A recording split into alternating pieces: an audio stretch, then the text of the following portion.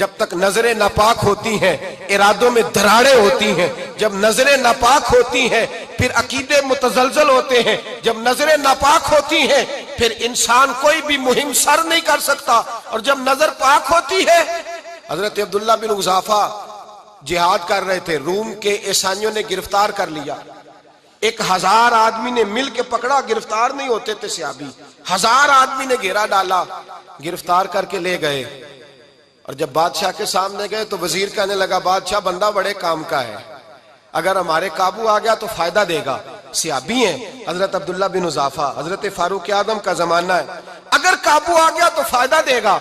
بادشاہ کہنے لگا کیوں، کیا خوبی ہے؟ کہنے لگے ہم 1000 آدمی تھے، یہ اکیلا قابو نہیں آ رہا تھا، 1000 آدمی تھے، اگر ہماری فوج میں شامل ہو گیا تو بہت بڑا جرنیل ملے گا۔ بادشاہ کہنے لگا کوئی مسئلہ نہیں، 2-3 چیزیں ہوتی ہیں بندے کو خریدنے کے لیے، خرید لیتے ہیں۔ بادشاہ کہنے لگا عبداللہ جتنی دولت تجھے چاہیے میں تجھے دے دیتا ہوں، میرے لشکر میں آ جا، معاذ اللہ اسلام چھوڑ دے۔ حضرت عبداللہ بن حذافہ کیا فرماتے ہیں؟ فرماتے ہیں بڑا تو بیوقوف ہے، میں نے دولت کمانی ہوتی تو مدینے میں بیٹھ کے تجارت کرتا، میں دولت کمانے نہیں نکلا، میں تو رسول اللہ کی رضا کمانے کے لیے نکلا ہوا ہوں۔ دولت کمانی ہوتی تو کسی مارکیٹ میں ہوتا، میدان میں آنا تھا، شہادت ہے مطلوب مقصود مومن، نہ مال غنیمت نہ کشور کشائی، یہ دولت تو لونڈی ہے رسول اللہ کے دروازے کی، یہ تو پیچھے پیچھے پھرتی ہے نبی پاک کے غلاموں، یہ کمانی ہوتی تو میں کسی مارکیٹ میں ہوتا، میدان میں تھوڑا ہوتا۔ عبداللہ بن حذافہ سے ایک دوسری چال چلی، کہنے لگے میاں عہدہ جو تجھے چاہیے، میں بادشاہ ہوں، میرے نیچے جو عہدہ تو کہے گا وہ تجھے مل جائے گا۔ حضرت عبداللہ بن حذافہ کہنے لگے شاید تجھے پتہ نہیں میری تعریف کیا ہے، شاید تو جانتا نہیں میری تعریف کیا ہے۔ کہا صاحب کی کیا تعریف ہے؟ کہنے لگے میں رسول اللہ کا صحابی ہوں، اور کائنات میں سب سے بڑا عہدہ مصطفیٰ کے صحابی ہونے کا عہدہ ہے۔ صحابہ وہ صحابہ تھے جن کی ہر صبح عید ہوتی تھی، خدا کا قرب حاصل تھا، نبی کی دید ہوتی تھی۔ فرمایا میں نے حضور کے جلوے دیکھے ہوئے ہیں، مجھے عہدے کی ضرورت ہی نہیں، اور میں نے عہدہ لینا ہوتا تو میں سیاست کرتا، میں تو شہادت لینے نکلا ہوں میدان میں، عہدے کا میں نے کیا کرنا ہے۔ اب بادشاہ کہنے لگا اسے قتل کر دو، وزیر کہنے لگا نہیں ایک بات اور ہے، مجھے ایک چال اور چلنے دو۔ کہا وہ کیا؟ کہنے لگے میری بیٹی بڑی خوبصورت ہے، مجھے موقع دو اپنی ہی بیٹی کو سجا بنا کے، وہ جوان جس کی جوانی اتنی بڑی ہے کہ 1000 آدمی مقابلے میں کھڑا نہیں ہوتا، اس جوان کے کمرے میں رات کی تنہائی میں بنا سوار کے بی بی کو بھیجا۔ وہ بی بی کہتی ہے میں ساری رات بن سور کے اس صحابی کے کمرے میں بیٹھی رہی، لیکن یہ کیا شخص تھا، ساری رات ہی مصلے پہ بیٹھا رہا، ساری رات ہی، کچھ دیر تھک جاتا تو یہ کریم رسول پہ درود پڑھنا شروع کر دیتا۔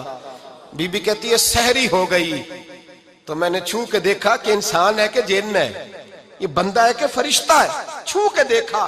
کہنے لگے پیچھے ہٹ جا، میں نے کہا میں نے تو سنا تھا تو 1000 کے مقابلے میں ہے، اور تو اتنا بے حس ہے کہ بنی سوری دلہن بیٹھی ہے، تو نے نظر نہیں کی؟ عبداللہ بن حذافہ، بی بی کہتی ہے نظر پھر نہیں اٹھائی، نظر پھر جھکی ہوئی ہے۔ کہنے لگے بی بی میں مجبور ہوں، اب میرے اوپر کوئی حسن نہیں چلتا، میں نے جلوہ والضحیٰ کا دیدار کیا ہوا ہے، اب میری نگاہوں میں جچتا نہیں کوئی، اس لیے کہ جیسے میرے سرکار ہے ایسا نہیں کوئی۔ کبھی بھی اب نہیں کسی کا میرے اوپر جادو چلتا، میں نے مصطفیٰ کو، اور کہا ذرا پیچھے ہٹ کے بیٹھ، مجھے میرے رسول نے غیر محرم سے بچنے کا حکم دیا ہے، ذرا پیچھے ہٹ کے بیٹھ۔ سحری کا وقت تھا، وہ بی بی کہتی ہے اس نوجوان کے جملے میرا سینہ چیر گئے، کلیجہ پھٹ گیا، چیخ نکلی، میں کفر کے عالم میں روئی۔ میں نے کہا مجھے بتا تو صحیح، آخر یہ جذبہ کہاں سے ملتا ہے، آخر یہ روشنی تو میں نے دیکھی نہیں، کہاں سے آتی ہے؟ ایک میرا باپ ہے جو بنا سور کے مجھے تیرے کمرے میں چھوڑ گیا، بتلا یہ کہاں سے کیف آتے ہیں؟ تو عبداللہ بن حذافہ کہنے لگے اگر کیف لینا ہے تو بھی میرے مصطفیٰ کا کلمہ پڑھ جا، آجا دروازہ رسول پہ جھک جا، مل جائے گا۔ سویرے دروازے پہ باپ آیا بیٹی سے رزلٹ لینے، دروازہ کھولا تو بیٹی نقاب پہنے باہر آئی۔ باپ کہنے لگا کیا بنا؟ کہنے لگی پیچھے ہٹ جا، تو غیر محرم ہے، کافر ہے، میں مسلمان ہوں۔ اس نے کہا کیا ہوا؟ کہنے لگی تیرے جیسے کو باپ کہوں، تیرے جیسے کو جو مجھے استعمال کر رہا تھا، میں تجھے باپ نہیں مانتی، میں اب رسول والی ہو گئی ہوں، میں حضرت فاطمہ کی کنیزہ ہو گئی ہوں، میں اب نبی کریم کی خادمہ ہوں، خبردار میرے قریب نہ آنا۔ یہ دعو بھی ناکام ہوا۔ اب حضرت عبداللہ بن حذافہ کے سامنے موت کھڑی کی، ایک کڑا میں تیل گرم کیا، کہنے لگے تجھے اس میں جلایا جائے گا۔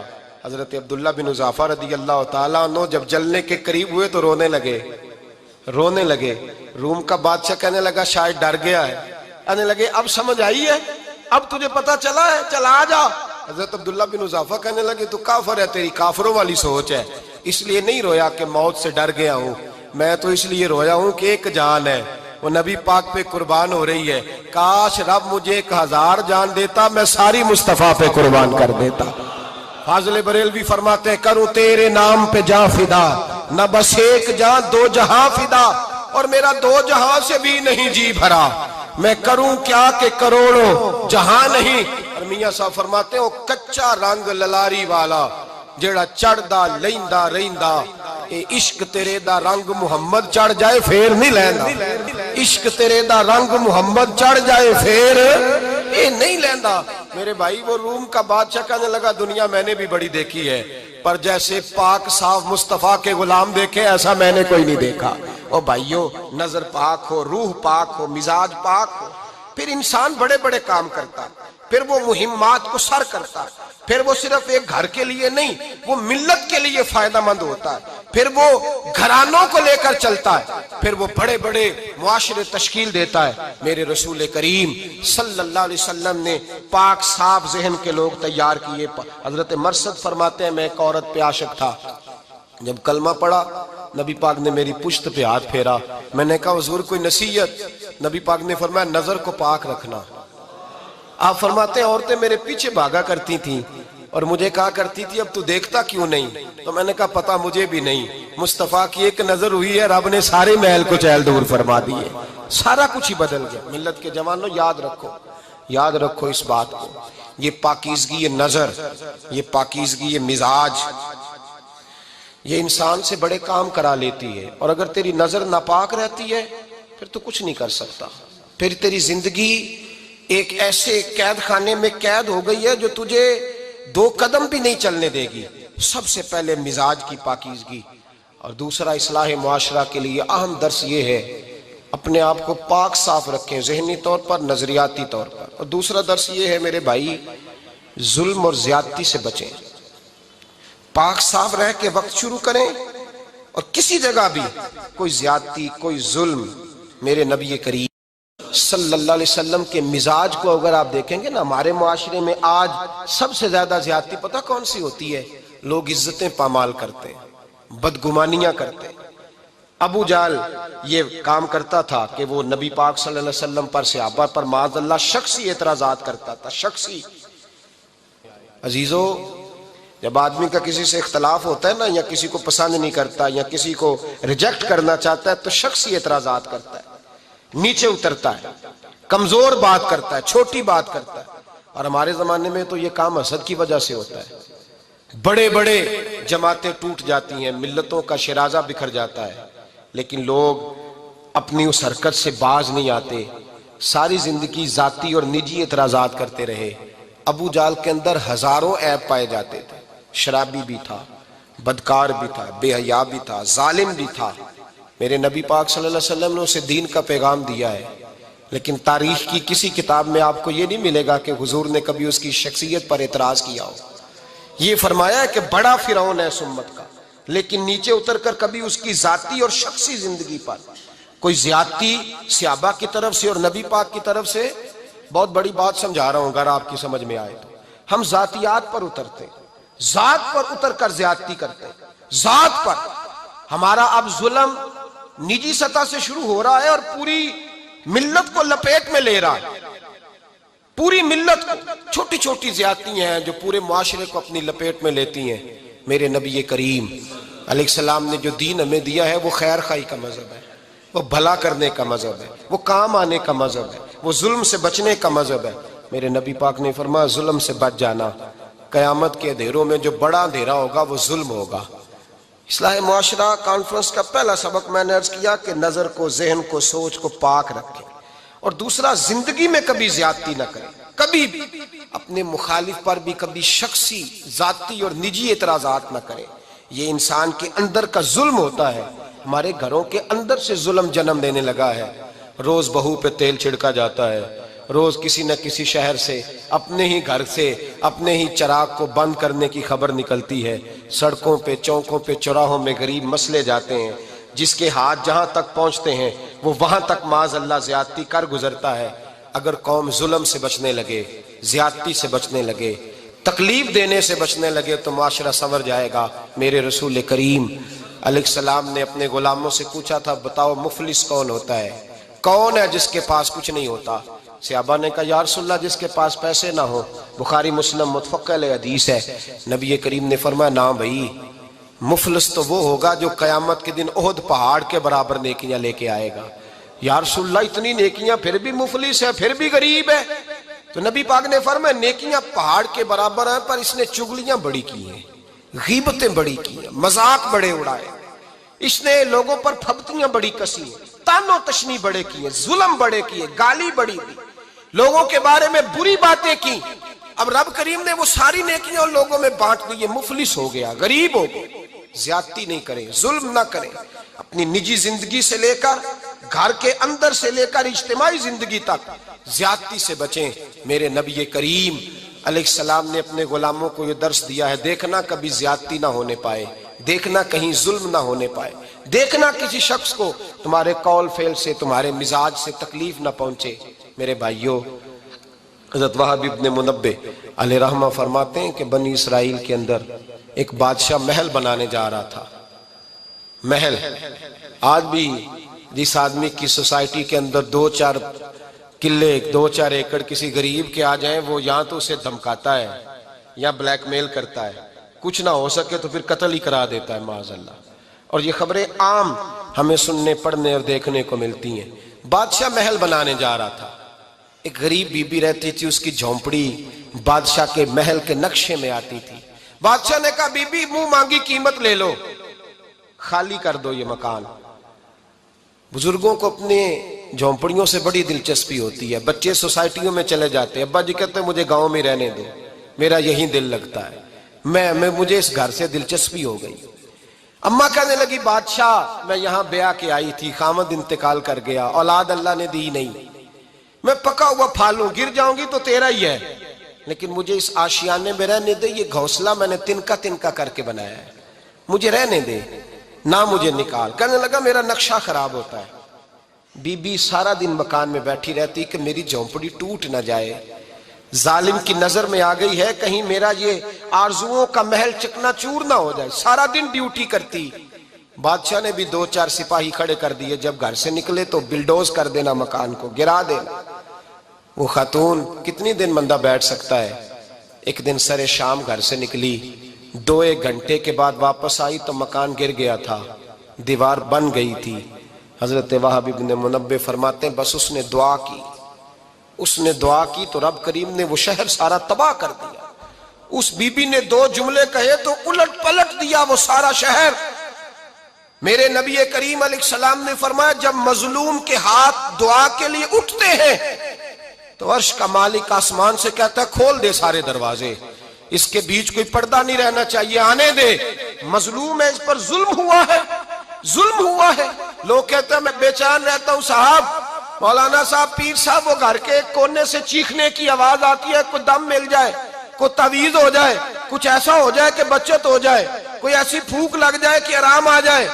تو میں کہتا ہوں بھائی اگر بڑے دم کرانے سے بھی فرق نہیں پڑا, اگر بڑے تعویذ لینے سے بھی چیخیں بند نہیں ہوئی, تو ذرا ٹٹول کے دیکھ لو کہیں کسی یتیم کی آہیں ہی نہ دفن ہو وہاں, کہیں کسی غریب کا گوشت تو نہیں دبا لیا, کہیں کسی کو لوٹ کے تو دیوار نہیں بنا لی, کہیں کسی کا مکان پہ قبضہ کر کے تو نہیں بنایا. اگر لوٹ اور حرام کا مال ہو تو پھر چیخیں بند نہیں ہوتی, پھر سکون سے سویا نہیں جاتا, پھر وہاں آرام کی نیند نہیں آتی. حضرت وہب ابن منبہ فرماتے ہیں بی بی آئی اور آ کر کے اس نے جب دیکھا میرا گھر ٹوٹ گیا ہے, محل ٹوٹ گیا ہے, حالات بدل گئے ہیں, تو وہ خاتون آتی ہے اور میرے بھائی دعا کی تو اس نے انداز ہی بدل کے رکھ دیے. مکان سے نکلی تو مکان ٹوٹ گیا, اور فرماتے ہیں واپس آئی تو ہاتھ پھیلا کے پتہ کیا کہتی ہے, کہتی اے اللہ میں تو موجود نہیں تھی، بتا تو کہاں گیا تھا؟ تو بھی موجود نہیں تھا، میں تو نہیں تھی، پر تو کہاں تھا؟ بس رب کریم نے حضرت جبریل کو حکم دیا، فرمایا یہ بستی الٹ دو، ساری تباہ کر دو، یہ لوگ نہیں رہنے چاہیے، جو ظلم تو سہتے ہیں بغاوت نہیں کرتے، نہیں رہنے چاہیے۔ صاحب طبقات کہتے ہیں میرے مصطفیٰ کریم سید عالم صلی اللہ علیہ وسلم کے وصال ظاہری کے ایام قریب آئے تو حضور نے سرخ پٹی باندھی، تیز بخار ہے نبی کریم کو، 2 صحابہ سہارا دے کے مسجد میں لائے، نبی پاک علیہ السلام کو بظاہر سہارا دے کے لایا گیا۔ کریم رسول نے لوگوں کو جمع کیا، حضور آج کیا ہونے والا ہے، آج کیا کہا جائے گا، آج کس لیے میٹنگ بلائی ہے؟ نبی کریم کے کل صحابہ جب مسجد میں جمع ہوئے تو کھچا کھچ مسجد بھری ہے۔ وصال ظاہری سے چند یوم پہلے کی بات، نبی پاک نے فرمایا آج تمہیں کوئی جہاد کی ترغیب نہیں دینی، آج کوئی نیا پیغام نہیں دینا، آج تمہیں بتانا ہے کہ رب نے اپنے بندے کو اختیار دیا ہے، چاہے تو دنیا میں رہے، چاہے تو اس کی بارگاہ میں حاضر ہو جائے۔ اس عبد نے بارگاہ ربوبیت کی طرف لوٹنے کا ارادہ کر لیا ہے۔ حضرت صدیق اکبر رونے لگے تو صحابہ نے کہا تمہیں کیا ہوا؟ کہنے لگے سمجھ نہیں رہے، کسی کی بات نہیں کر رہے، نبی پاک تو اپنی بات فرما رہے ہیں، اس نے جانے کا ارادہ کر لیا۔ سنیے میرے بھائی، محبوب پاک نے فرمایا بھائی کسی شخص کو میری طرف سے کوئی تکلیف پہنچی ہو تو بدلہ لے سکتا ہے، بدلہ لے سکتا ہے، کسی کو تکلیف پہنچی ہو۔ صحابہ پھوٹ کے رونے لگے، محبوبہ کرم ہی کرم ہوا ہے، رحمت ہی رحمت آئی، آپ کے بارے میں گمان کرنے والا بھی دائرہ ایمان سے نکل جائے گا۔ حضور آپ کیا فرما رہے ہیں؟ فرمایا نہیں بھئی اٹھو۔ پیچھے سے جناب عکاشہ بن محصن اٹھے، ہاتھ کانپتے ہیں، آگے بڑھے، کہنے لگے یا رسول اللہ ایک جنگ کے موقع پر آپ نے درہ مارا تھا، ننگی پیٹھ پر صفیں سیدھی کراتے، بات دل میں رہ گئی ہے، میں نے بدلہ لینا ہے۔ نبی کریم نے فرمایا بلال دوڑ کے جاؤ، فاطمہ کے گھر درہ پڑا ہے، درہ لاؤ۔ سیدنا بلال حبشی کہتے میں گیا، دستک دی، سیدہ طیبہ طاہرہ حضرت فاطمہ فرمانے لگی بلال کیسے آئے ہو؟ اماں جی وہ درہ چاہیے تھا۔ سیدہ کو تشویش ہوئی، کہنے لگے بلال نہ تو جنگ پہ جانا ہے، نہ جہاد ہے، نہ کوئی ایسا موقع ہے، حضور کی تو طبیعت مبارک بظاہر بڑی علیل ہے، درہ کیا کریں گے؟ حضرت بلال عرض کرنے لگے اماں جی ایک صحابی بدلہ لینے لگے ہیں۔ صاحب طبقات نے جملے لکھے ہیں، کہتے ہیں بی بی صاحبہ نے درہ بھی دیا اور امام حسن حسین کو بھی باہر نکالا۔ فرمانے لگی عکاشہ سے کہنا 100 درے مارے، ان 2 شہزادوں کے جسم پر نبی پاک کے قریب نہ جائے، میں نے 2 بچے پیدا ہی اپنے محبوب پر قربان کرنے کے لیے کیے، ان کو لے جائے۔ حضرت بلال کہتے ہیں میں 2 شہزادے لے کے آیا، اور جب دروازے میں میں لے کے پہنچا تو نبی پاک نے دیکھا تو آنکھوں میں آنسو آ گئے، فرمایا ان کو بٹھا دو، مجھے پتہ ہے فاطمہ نے کیا کہہ کے بھیجا ہے۔ حضرت سیدنا بلال فرماتے ہیں درہ میں نے جناب عکاشہ کو دیا، حضرت عکاشہ درہ لے کے آگے جو بڑھے تو حضرت ابو بکر صدیق نے ان کے پیروں پہ ہاتھ رکھا، فرمایا عکاشہ میری طرف آ یار، مجھے مار درے، نبی پاک کے قریب نہ جا۔ مصطفیٰ کریم نے فرمایا ابو بکر تو ہٹ جا، اسے آنے دے۔ فرماتے ہیں میں چند قدم آگے گیا تو مولا علی شیر خدا نے میرے پیر پہ ہاتھ رکھا، کہنے لگے عکاشہ سوچ تو صحیح تو کیا کر رہا ہے؟ حضور نے فرمایا علی ہٹ جاؤ، میرا اور ان کا معاملہ ہے۔ جناب عکاشہ آگے بڑھ رہے، نبی کریم نے فرمایا میں اپنی امت کو درس دینا چاہتا ہوں، خبردار خبردار زندگی میں تمہارے ہاتھ سے زبان سے کسی کو تکلیف نہ پہنچنے پائے، خبردار یاد رکھنا وہ معاشرے بگڑ جاتے ہیں، وہ معاشرے تباہ کر دیے جاتے ہیں جہاں ظلم ہوتا ہے، جہاں زیادتی ہوتی ہے، جہاں لوگوں کو ستایا جاتا ہے۔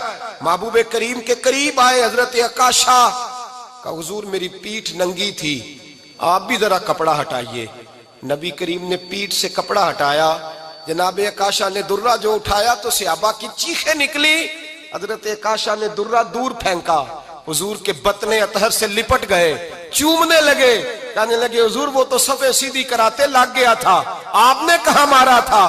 یا رسول اللہ میں تو بہانہ بنا رہا تھا کہ جاتی دفعہ مجھے وجود چومنے کا موقع نصیب ہو جائے، مجھے یہ موقع نصیب ہو جائے۔ میرے حبیب نے فرمایا جس نے جنتی دیکھنا ہو میرے عکاشہ کی زیارت کر لے۔ بھائی ظلم کا دروازہ کھلا ہوا ہے اور لوگ بھول جاتے ہیں زیادتی کرتے ہوئے، وہ بہو سے ہی کیوں نہ کریں، وہ اپنے گھر کے بھول جاتے ہیں کہ شاید پوچھنے والا کوئی نہیں، شاید میزان نہیں لگے گا۔ ایران کے بادشاہ نے اپنے بیٹے کو پڑھانے کے لیے ایک استاد صاحب کا بندوبست کیا، استاد صاحب کو کہا کہ میرے بچے کو دین پڑھائیے، میں چاہتا ہوں کل اس نے عنان حکومت کو سنبھالنا ہے تو یہ دین سے آگاہ ہو جائے، اس کو کچھ سکھائیے، پڑھائیے۔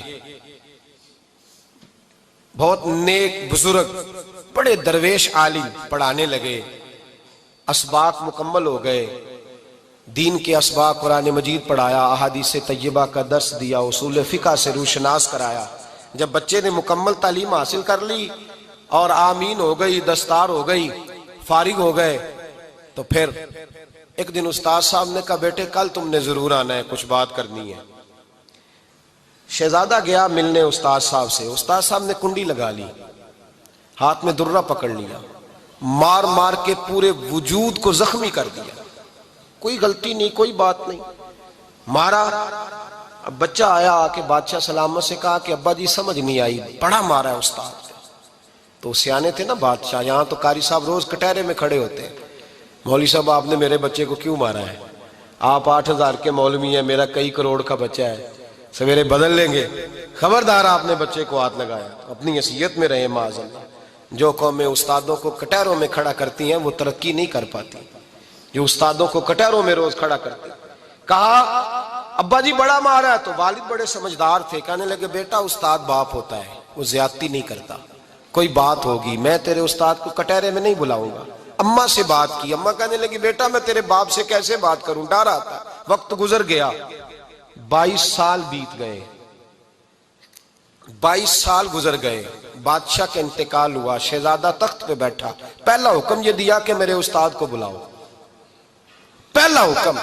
استاد جی بوڑھے ہو گئے تھے، چھڑی کے اوپر ٹیک لگا کے آئے اور بھویں سفید ہو کے جھک گئی تھیں، یوں آنکھ کھول کے بڑی مشکل سے دیکھا، کہنے لگے شہزادے حکم ہو۔ کب میں شہزادہ نہیں، اب میں بادشاہ بن گیا ہوں۔ استاد جی 22 سال بیت گئے، آپ نے مارا تھا، پر وہ درد چونکہ زیادتی کی تھی، میرا قصور کوئی نہیں تھا، تو نہ میری روح سے درد گیا ہے نہ میرے جسم سے گیا ہے، میں بے اختیار تھا، پوچھ نہیں سکتا تھا، آج با اختیار ہوا ہوں۔ سب سے پہلے پہلا حکم آپ کو دیا، بلایا ہے، بتائے کیوں مارا تھا، کیوں مجھے مارا تھا، میری زیادتی بتائے۔ تو استاد، بوڑھے استاد کی آنکھیں آنسوں سے بھر گئیں، کہنے لگے بیٹے بس آج کے دن کے لیے مارا تھا، یہ جو دن آ گیا نا میری زندگی میں اس لیے مارا تھا، یہ میں چاہتا تھا میری زندگی میں وقت ہے، آج کے بس میری مراد پوری ہو گئی۔ کہا صاحب کس لیے، مجھے بھی سمجھائے۔